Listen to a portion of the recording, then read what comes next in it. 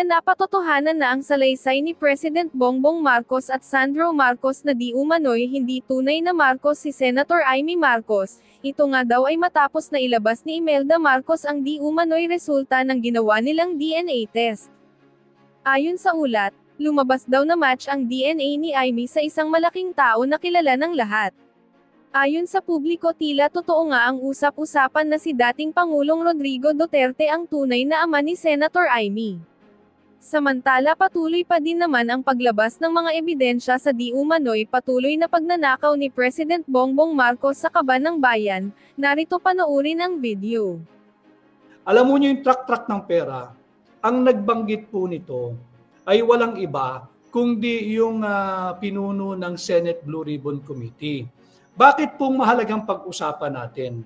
Tatandaan po ninyo yung mga sinabi ni unang-una nung Marine Sergeant Orly Gutesa na sila ay nag-deliver ng mali-maletang pera. Di ba? Mali-maletang pera yung kanyang dineliver. Ito po dinaig. Hindi ko po salita ito. Ito po'y lingwahe na ginamit ni Ping Lacson. Truck ng pera. Truck ng pera ang dinedeliver diyan po sa basement parking, sa ilalim po ng Diamond Hotel, diyan po sa Rojas Boulevard. Truck ng pera para kanino?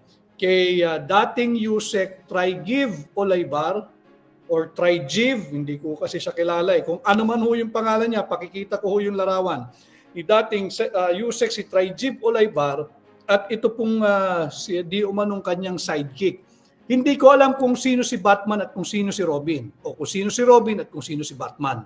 Pero pag sinundan po natin, itong naratibo ng truck ng pera, sinabi ho ni Ping Lacson yan, itong dalawa ang magpartner. Partner in crime po ito. Partners in crime. Dating Yusek Trigiv or Trigiv Olaybar at si dating Yusek Adrian Carlos Bersamin. Yung isa po, yung Trigiv, ito po yung nakakulimbat ng sweetheart deal kasama si DBM Secretary Amina Pangandaman, si Mina Pangandaman. Si DBM Secretary Pangandaman, sinasangkalang na rin po. Mamaya pag-usapan po natin yan. Samantala, ito pong si Adrian Carlos Bersamin, yung Trigiv, hindi ko po alam kung ilang edad ito. Pero itong Adrian Carlos Bersamin, mukhang mas bata po ito. Higit na bata. Pero tingnan naman ninyo ang kanilang kinakasangkutang krimen. Krimen po ito eh. Sabi po mismo ni Senador Ping Lacson, truck ng pera. Dito sa dalawa, dito, dinaig po yung mali-malitang pera eh, na una na pong sinabi ni Marine Sergeant Orly Gutesa. Diba? Paalala ko lang po doon sa kay Marine Sergeant Orly Gutesa, baka ho sakaling makatulong. Yung motto po ng Philippine Marine Corps, importante po kasi yun eh. Dahil naglalabasan yung mga kung ano-anong balita, na may nag-recant, may nagano. Ang motto po ng Philippine Marine Corps ay KKK. Ibig sabihin, karangalan, katungkulan, kabayanihan. Ito po yung motto ng Philippine Marine Corps. Karangalan, dangal, dignidad, respeto sa sarili at respeto sa pamilya at respeto sa kapwa Pilipino. Katungkulan, yung kanila pong naging katungkulan o posisyon sa pamahalaan, kahit ngayon, wala na po siya sa serbisyo, yung once a Marine, forever Marine po yan eh. At yung isa pang K, kabayanihan. At ngayon po, sa matinong leaders, ang ating bansa, mahalaga po yung isang K sa motto ng Marine Corps, yung kabayanihan. And this goes to all members of the Philippine Marine Corps. Please, pagka sa tingin po ninyo kayo tila nililigaw o naliligaw, balikan nyo lang yung core value kung bakit kayo nandiyan sa Philippine Marine Corps. KKK, karangalan, katungkulan, kabayanihan. Sa Ingles, honor, mahalaga po yan. Kasi yung honor, tagus po yan hanggang anak at hanggang sa kaapu-apuhan ninyo. Honor, duty, valor. Yan po ang motto ng Philippine Marine Corps. Balik po tayo dito. Dinaig po yung mali-malitang transaksyon o pera na para po kay Saldico, yung dating pinuno po ng chairman ng appropriations. By the way, may linabas na naman kaninang napakalaking implikasyon noon, yung video niya. Tapos, yung dinaig din po yung mali-malitang inihahatid kay dating speaker Martin Romualdez. Ito pong dalawa, si Trigib at si Yusek Adrian Bersamin, track po. Ngayon, kung talagang gusto nating magkaroon ng isang patas na investigation at mapanagot ang mga nagnakaw sa pera nating Pilipino, ito simpleng investigation eh. Ipatawag mo yung head ng security ng Diamond Hotel. Paanong nakalabas-masok yung truck ng pera sa Diamond Hotel? Hindi po pipitsuging hotel yung Diamond Hotel. Marami po mga opisyal ng ating pamahalaan ang dyan nagmi-meeting, dyan po nagfa-function, dyan po kumakain. Marami po eh. At sikat din po yan sa mga turista, maging international man or domestic. So, ipatawag yung chief security. Dapat matagal ng sinecure. Yung video po, yung security video ng Diamond Hotel para makita yung labas-masok po ng truck ng pera that is intended to Trigib Olaybar at Yusek Adrian Bersamin. Mahalaga po ito. Bakit? Bilyong-bilyong piso po pinag-uusapan natin dito. At nakakaawa, ipakita ko rin po yung mga maliliit na kawani ng DPWH. Sila po yung pinag-aaresto eh. Ito po, ito'y nagsisirculate po ito sa social media, lumabas din po ito sa pahayagan, and to be fair to them, they are presumed innocent until proven guilty. But look at what they did. May mga pamilya din po ito. At ako ay nakikisimpatya sa kanila. I don't think these lowly bureaucrats, hindi naman lowly yung minamaliit natin doon po sa baitang ng posisyonan sa gobyerno, ito po'y mabababang nakapwesto sa pamahalaan. I don't think they've authored. I don't think they perpetrated. I don't think they tolerated. Wala po silang poder wala silang kapangyarihan, wala rin silang exercise of discretion para lumaganap itong ganitong kalaking pagnanakaw sa ating pamahalaan. Trilyong piso po ito At wala din silang kakayahan na mag-utos sa mga senador man o kongresista o sekretaryo ng DPWH na itong distritong ito o itong munisipyong ito, itong syudad na ito, lagyan mo ng ganitong halaga, ito yung i-implement nating proyekto.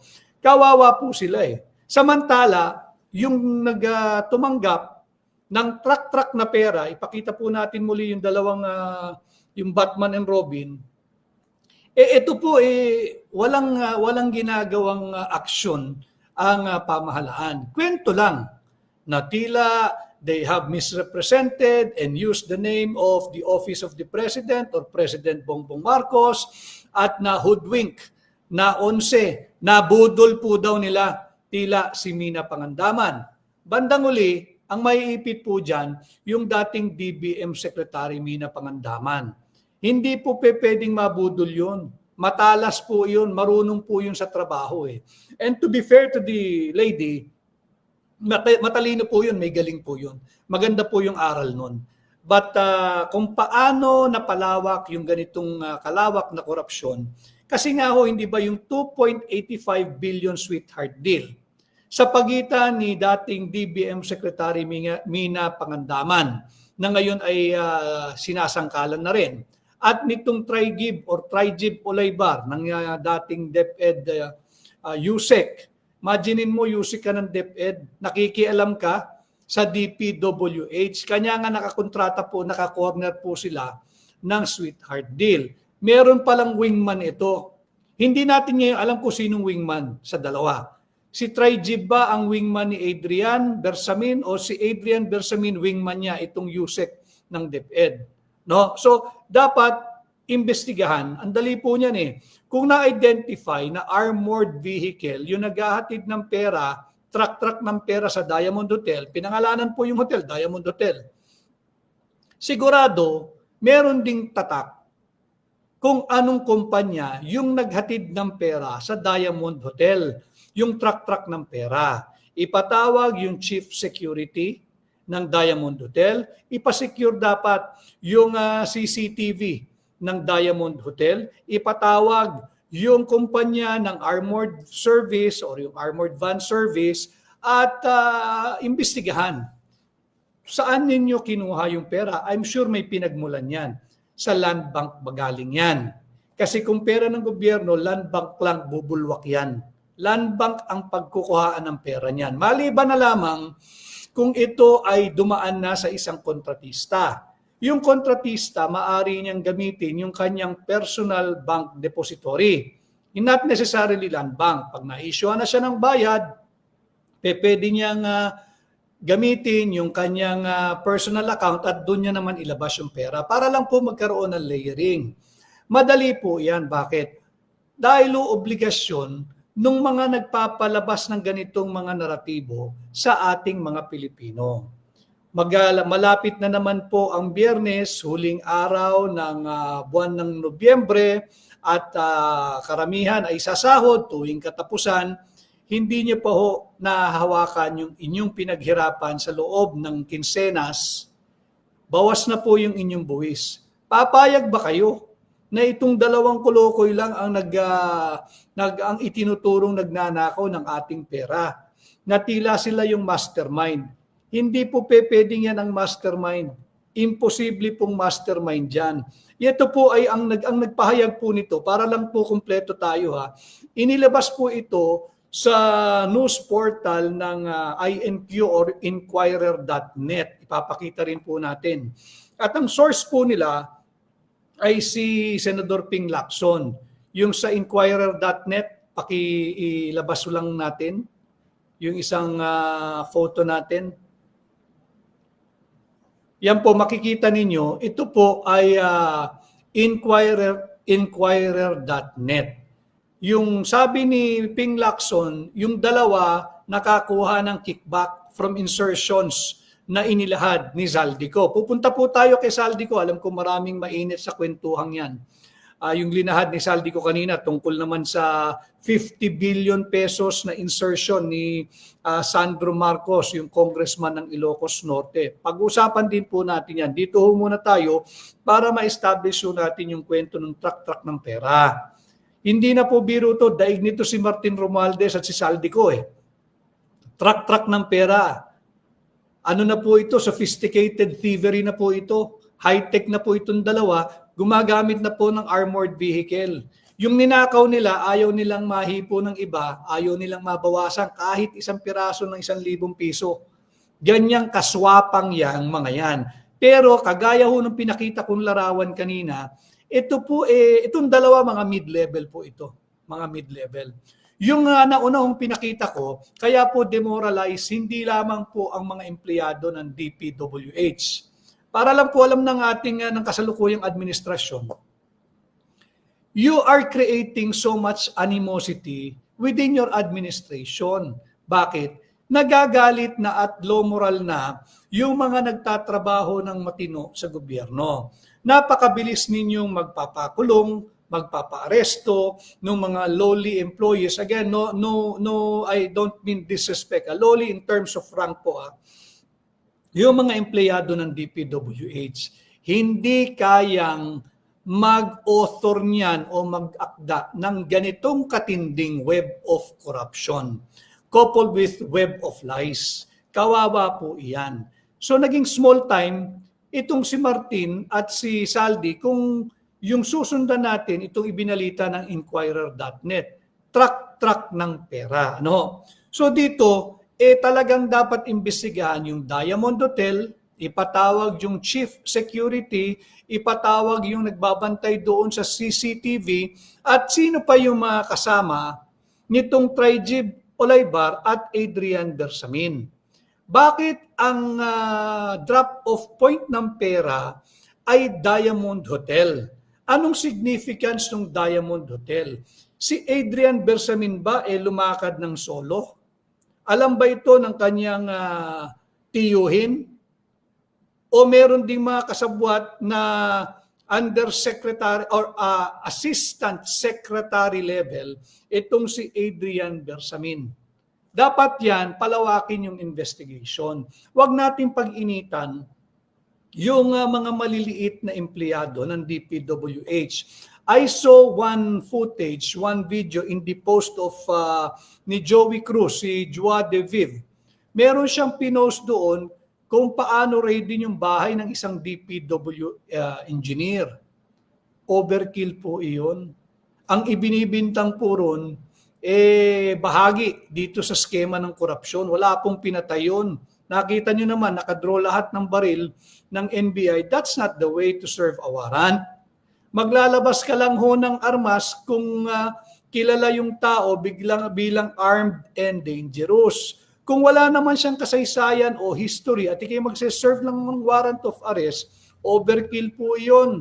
Alam naman natin ang purpose lang po nila ay gumawa ng theatrics or drama at ibigay sa mga manonood nila para sabihin may ginagawang seryoso ang administrasyon ni Bongbong Marcos. Wala naman. Drama po yun.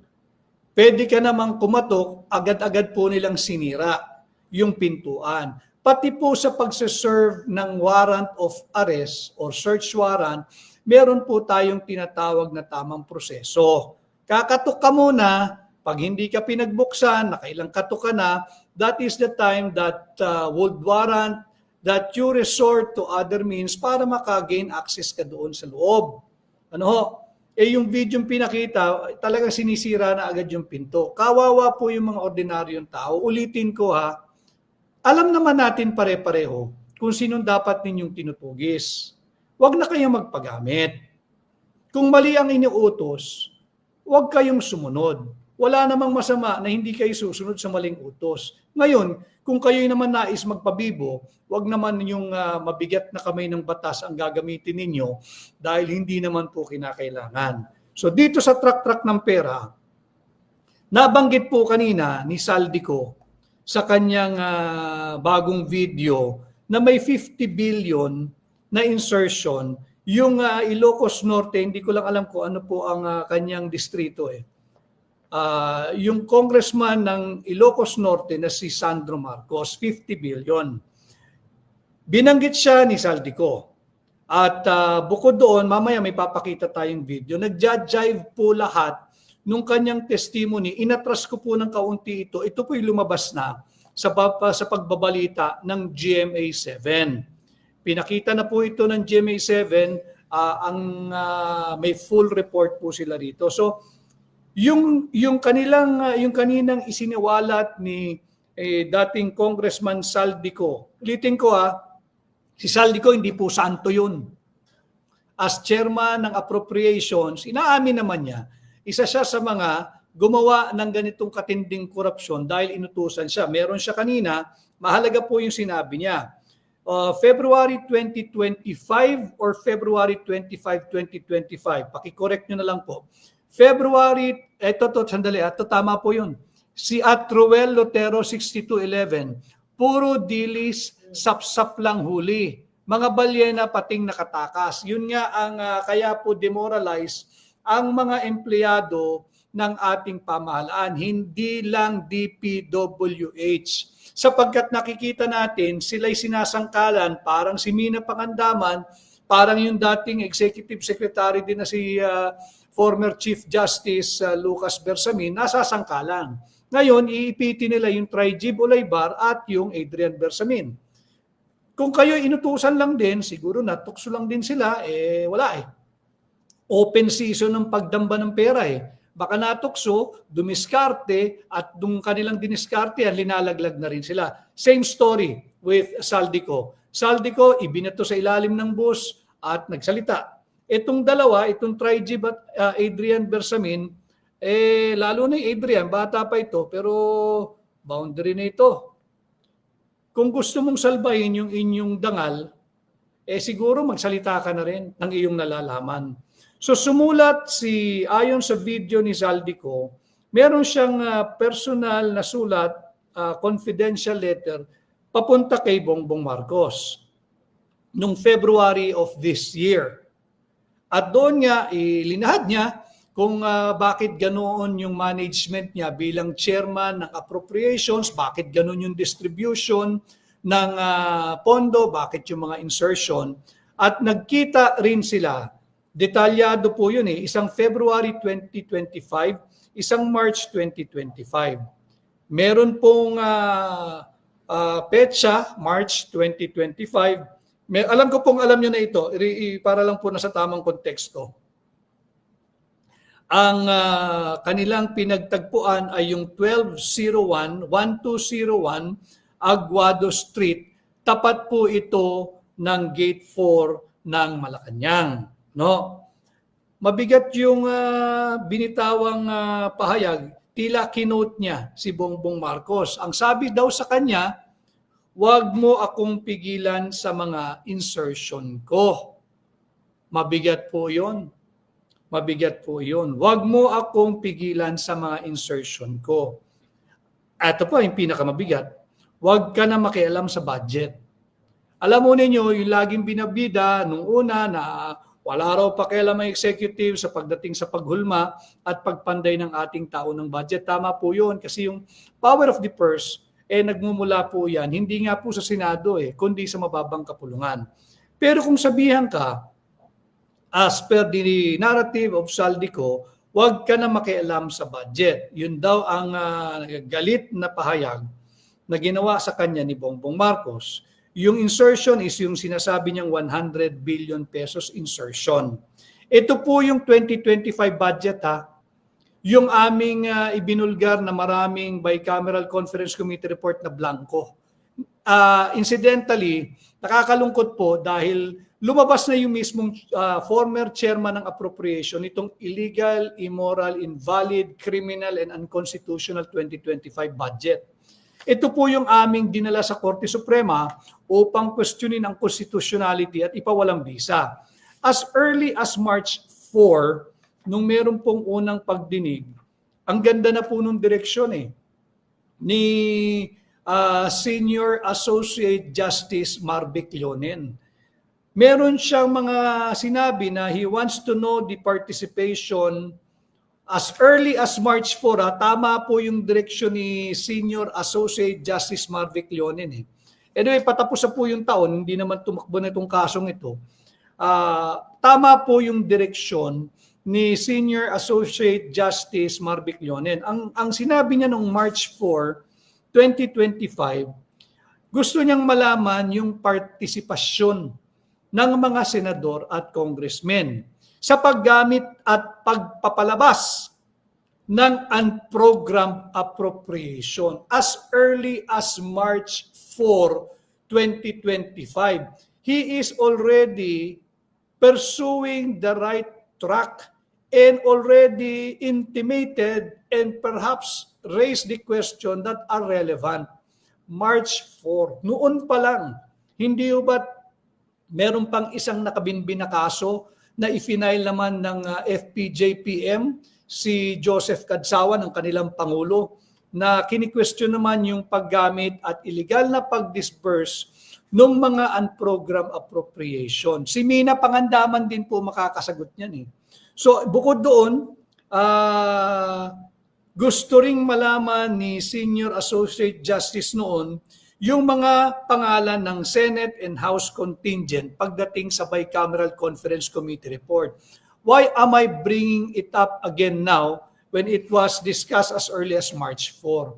Alam po nung mahistrado ni Senior Associate Justice Leonen yung direksyon naiintindihan niya yung government budgeting. Kaya inaalam din niya sino-sino ba itong mga bumubuo ng on the part of the Senate and on the part of the House ng Bicameral Conference Committee report. Mahalaga po yun dahil hindi na po pinag-uusapan ngayon. No? Ito pa ang isa.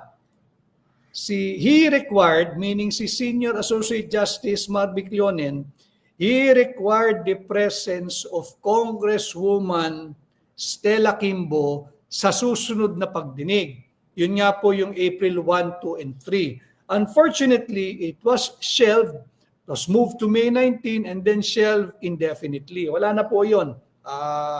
But nandyan po yung kaso. Pwede na po nilang desisyonan sapagkat meron na po kaming final na desisyonan na yung kaso based on what is submitted by both parties at kung magpapasubmit pa ng memorandum.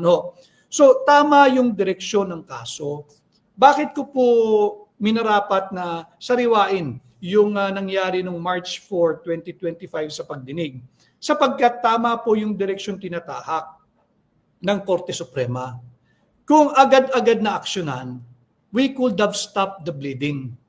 Maaring napigilan natin na maubos yung pera nating mga Pilipino na nauwi lamang sa bulsa ng mga tiwaling politiko at tiwaling manggagawa at opisyal ng ating pamahalaan. So, nabanggit ko kanina, base doon sa videong pinalabas ni Saldico, essentially, talagang sinabi niya, diretsahan, kausap niya si Bongbong Marcos, March 25 sa 1201 Aguado Street, tapat ng Gate 4 ng Malacanang, at sinabi niya ni Bongbong Marcos, wag mo akong pigilan sa mga insertion ko at wag ka na makialam sa budget. Ano po ang value noon?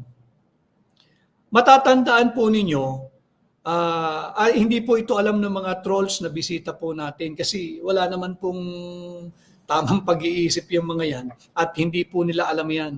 Nung kapanahunan po nung kasagsagan ng impeachment trial ni dating Pangulong Joseph Erap Estrada, malamang yung mga troll di pa pinapanganak noon at kung pinanganak naman po sila noon, wala pong alam sa kasaysayan ito. Meron pong star witness yung prosecution. This was 2001, nung impeachment. Inilabas po siya, pilit po siyang binabasag nung yung mga abogado ng depensa. Natural po yun trial Si Binibining or si Ginang Clarissa Ocampo. Bangkera po ito, si Clarissa Ocampo. Nung tinanong, paano ka nakakatiyak na pinirman mismo ni Joseph Estrada yung pangalang Jose Pidal? Paano mo nakita? Nakita mo ba? Ang sagot po niya, nakita niya, and she was just a foot away. Hindi po yung paa, yung sukat, yung dikitan. Talagang kitang-kita niya. Yun po yung katagang na naging pamoso ng mga panahong yun, munting lakbay sa ating kasaysayan. Ito po yung pamosong I was a foot away.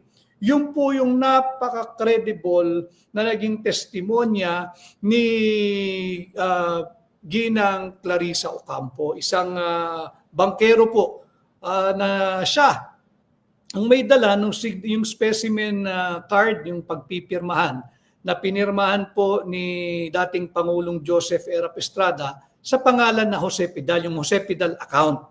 So yun din po yung maiyahalin tulad ko, itong halaga at value na naging testimonya o pahayag ni Zaldico.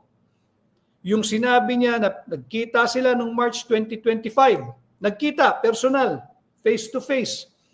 May lugar, 1201 Aguado Street, tapat ng Gate 4 ng Malacanang, kompleto address, kompleto description. At kanyang kinot yung binanggit sa kanya na wag mo akong pigilan sa mga insertion ko. Pangalawa, wag ka na makialam sa budget. Ito yung pinagtatalo nila, 100 billion, yung 50 billion, etc. So yung value po nito ay maiyalin tulad doon sa naging pahayag ni Ginang Clarissa Ocampo nung impeachment trial ni dating Pangulong Joseph Estrada that she was a foot away and nobody can dispute what she saw. Bakit? Lapit to Ang lapit, she was a foot away. Of course, iba ho yung sitwasyon nating politikal ngayon at noon. Noon talagang mainit na rin. Ngayon makakaiba sapagkat hinahamon na umuwi yung dating Congressman Saldico. Siyempre nanganganib siya sa kanyang seguridad. Kaya nga siya umalis dahil binilinan daw siya get out of the country. at ikay nakakatiyak na areglado ka na, papaalagaan ka. But he was thrown under the bus. Talagang pinasagasaan na rin siya. Kaya siya lumalabas ngayon. But as to the value of what he said sa kanyang video inilabas kaninang umaga or kaninang tanghali, hindi ko naman nasusubaybayan yung kanyang pahina. Pinadadala lang po sa akin yung mga link. Si Hus V. Garcia, Lolo, ikaw po iyan? Di po, mahilig lang ako sa kasaysayan. At I'm neither young, neither old. I'm already 51 and I'm proud. And I'm proud to share what I know sa ating kasaysayan, sa aking munting nalalaman. So yun po yung value. Yung value para sa akin bilang abogado, bilang Pilipino, yun yung value nung ginawang kataga ni Saldico kanina sa video niyang pinalabas. Meron pa siyang sinabi na dito raw po sa ginagawang 2026 national budget, meron ding insertion, di pa talaga natigil na 97 billion. Pero tinanggal na doon sa proseso ng Bicameral Conference Committee. Sinama na to doon sa President's budget, doon sa NEP, yung 97 billion. Kasama na siya doon sa National Expenditure Program na sinumiti ng executive sa mababang kapulungan. Tingnan natin. And then again, may mga sigurado, may mga mapanuring matarian, makikita naman dyan at mababantayan. Kaya kung titingnan natin, hindi po natitigil sa 2023, sa 2024 at 2025 ang anomalya sa ating taunang budget. Tila talagang gustong lunurin ang Pilipinas sa tubig baha. Gustong lunurin ang Pilipino sa tubig baha. Ulitin ko si Saldico, guilty rin yan. Ang lumalabas lang ngayon, inamin naman niya Siya yung inutusan, siya gumawa nito, inamin naman niya At wala namang maniniwalang hindi siya kumita dyan. Walang maniniwala. At hindi rin natin kalimutan dapat, yung 200 Pilipino na namatay last year, nung binaha, yung Albay, di ba, yung Bicol, 200 ang namatay doon syempre, sa mainstream media, news blackout. Dahil ayaw nila na parang hangin lang ho yan konting hangin lang mahabdi sa balat ng administrasyon. Bakit? Guilty totoo So wag din natin kalilimutan yung mga kasalanan ni Saldico. Kumita yan, nagnakaw din yan, hindi malinis yan, hindi santo yan.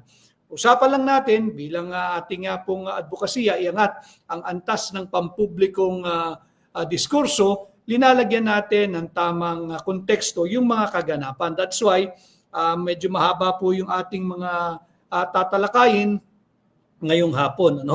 So meron pang 97 billion insertion sa NEP naman ngayon, itong panukalang budget for 2026. Punta po tayo sa track ng pera. Si Trijib at si Adrian Bersamin ang itinuturo. Pero ako ginagabayan ko kayo, imposibleng ito ang nagmaniobra. Ito, sumausaw na lang ito. Kumurot na lang ito. Nakita nila lahat dumadamba, nakidamba na rin. Pero, kagaya po ni Saldico, buwisit din po itong mga to. Ninakawan din po tayo nito. May pamilya naman ito mga ito. Yung Trijib Olaybar, may pamilya to pihado. May kaibigan to, may kamag-anak ito. Dapat kausapin ninyo. Galit ang sambayan ng Pilipino. Kung ikay inutusan lang at wala ka namang kasalanan dyan, mas tatanggapin ng Pilipino na magpakatotoo ka. Ilabas mo at ilantad mo, iyong nalalaman. Alang-alang, hindi ko to kilala kung may pamilya, kung may anak, pero meron kang pangalan Trijib Olaybar. May nanay, tatay ka, may kapatid ka, may pinsa ka, may kamag-anak ka, may kaibigan ka. Baka may anak ka, baka may asawa ka. Isipin mo sila, kaawa-awa naman sila.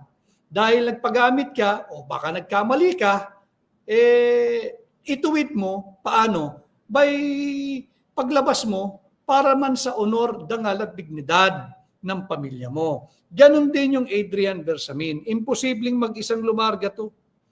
Walang alam ito sa gobyerno. Galing itong Supreme Court. Siguro yung mga kalakaran doon. Pero may gumagamit dito. Nagamit lang din ito. Hindi naman siya inosente. Hindi ko sinasabing inosente. May sumusi dito noon pa lamang sa Supreme Court at may mga ano na ito, na maniobra lang din to na manipula. Gamitin mo yung iyong posisyon at yung tiwala sa iyo ng iyong tiyuhin, etc. etc. So dapat imbestigahan yung CCTV ng Diamond Hotel, yung chief security ng Diamond Hotel, yung may hawak ng CCTV nila, paano naglabas-masok. Imposibleng hindi nakita yun. At kung sakasakali pong sasabihin nila, nabura na yung video kasi 1 month lang yung automatic nag-erase. Meron pong lagyan. Imposibleng papasok ang isang armored van dyan. Whether pera laman, kukuha ng pera o magde-deliver ng laman nang walang prior coordination sa in-house security. At walang log-in at log-out. Meron po iyan. Kung gusto natin talaga na imbestigahan ito ng totoo, total. Sinabi naman ni Bongbong Marcos, ilang beses siya naglalabas last week para pakalmahin yung mga nagrarally. Sinabi niya na wala siyang pakialam kung sandalin ng ebidensya itong investigasyon na ginagawa daw nila. Wala ka palang pakialam basta't lumabas ang ebidensya, ito na, sundan natin. Imposibleng walang nakakita sa armored van. Truck yun eh. Dinaig nga yung male-maleta ni Saldico at ni Martin Romualdez. Speaking of, bago tayo tumuloy, dito sa 50 billion naman na binanggit din ni Saldico na papunta naman sa insertion ni Sandro Marcos.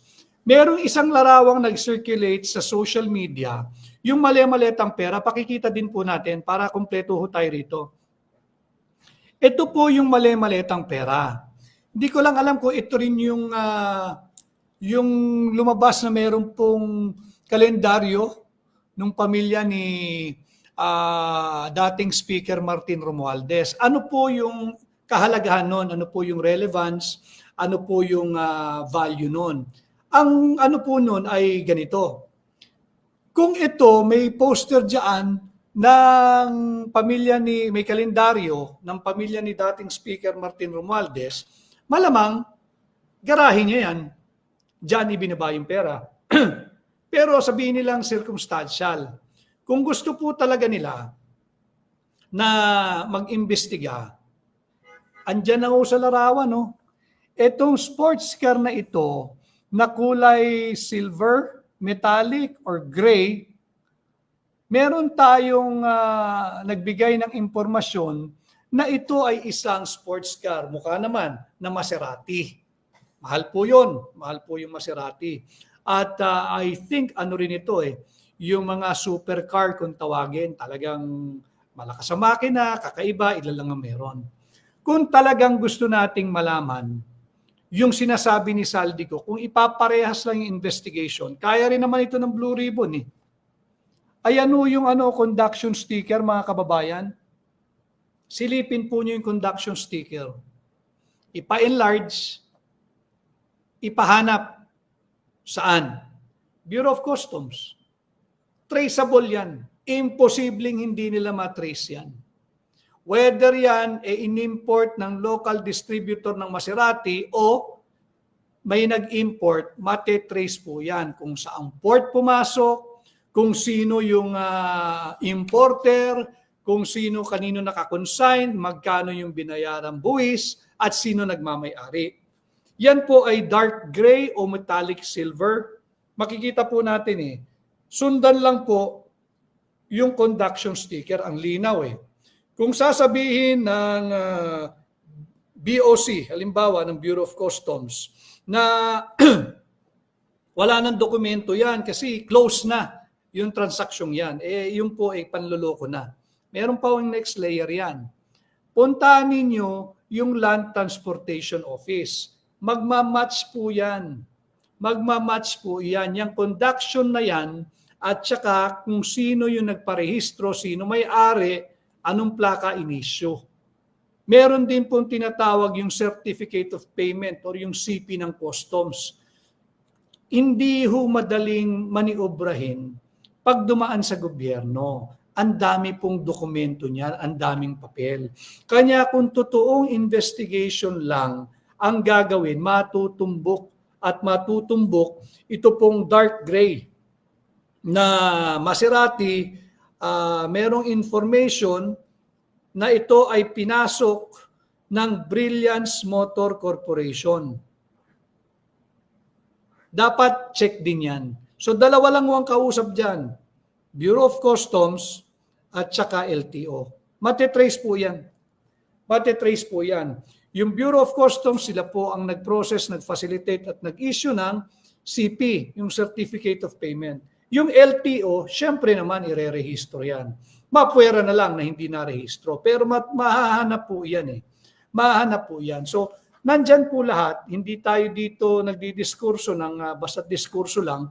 Meron po tayong ipinapakita na ito yung maliit, ayun yung larawan.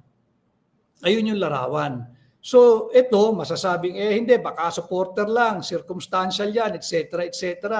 Pero yung conduction sticker nung Maserati, silver gray or metallic silver, ayan po yung conduction sticker. Hindi pwedeng hindi matumbok yan. Kung gusto natin ng honest to goodness, totohanang investigation. Ano? Si Proud Cavitenia, Proud_Cavitenia, posible po, kama. Pero kung di pabor sa kanila, lahat imposible. I agree. Pero kaya nga po tayo merong direktang ugnayan sa inyo sapagkat dito, yung hindi sadyang pinag-uusapan, dito malaya nating napapag-usapan. Karapatan po natin bilang Pilipino, at ako'y ginagabayan ko kayo bilang abogado, nandyan kung talagang gustong imbestigahan, maiimbestigahan. Tuloy po tayo bahagi ng truck na pera. Nagtutugma po, tila tugma yung nagiging pahayag nung Saldico na sa video niya kanina. Na sinabi niya noong 2023 ay 9.363 billion ang insertion. Noong 2024, 20.174 billion. At noong 2025, ngayon ay 21.127 billion. 50.938 billion, according to him, yung total amount na insertion na ang itinuturo niya si Sandro Marcos. Meron na pong inilabas. Not necessarily about the 50.938 billion. Meron na pong unang nailabas at ibinalita ang GMA7. Ito raw ay proyekto sa Ilocos Norte ni Sandro na dinisgrasya ng mga diskaya. Yung diskaya rin ang nagpahayag doon sa, tatandaan po ninyo, yung tinalunan na paragraph 30 ng affidavit nung Ginoong Curly Diskaya. Meron pong talon yun yung paragraph 30. Yung may paragraph 30 na binabanggit yung regional director ng Region 1, Ilocos Norte, na Ronel Tan, nakalimutan ko na yung pangalan, hindi ko mahanap sa aking mga notes. Yung regional director ng Region 1 ng Ilocos Norte. Ano po yung kahalagahan noon? Tila nagtutugma pagkat napabalita na po ito ng GMA7. At ipakikita ko lang po sa inyo, panoorin lang po ninyo para nasa tamang konteksto yung ating mga pinag-uusapan. Dahil doon nabanggit yung 96 million project. Wag muna natin i-play, banggitin ko lang para tamang konteksto. 96 million po yung halaga ng project ng flood control. Binanggit doon sa report, Bongo River, Nueva Era.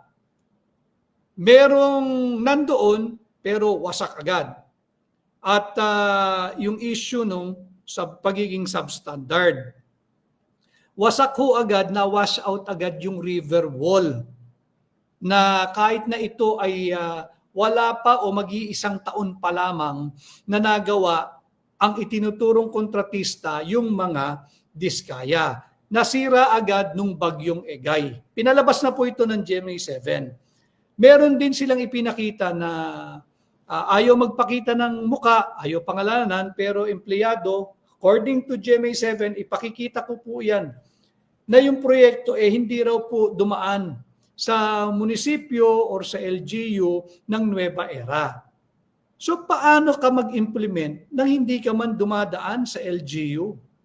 Wala man lang certificate of acceptance yung barangay, yung munisipyo, basta na lang nandyan yan, wala silang say, yan ba talagang kailangan ng barangay o ng munisipyo? At nung kinalkal, nung reporter ng GMA7, walang bakal na nakita, isang piraso, flood control project po ito, isang pirasong bakal at manipis ang pagkakasimento. Walang bakal, panay bato.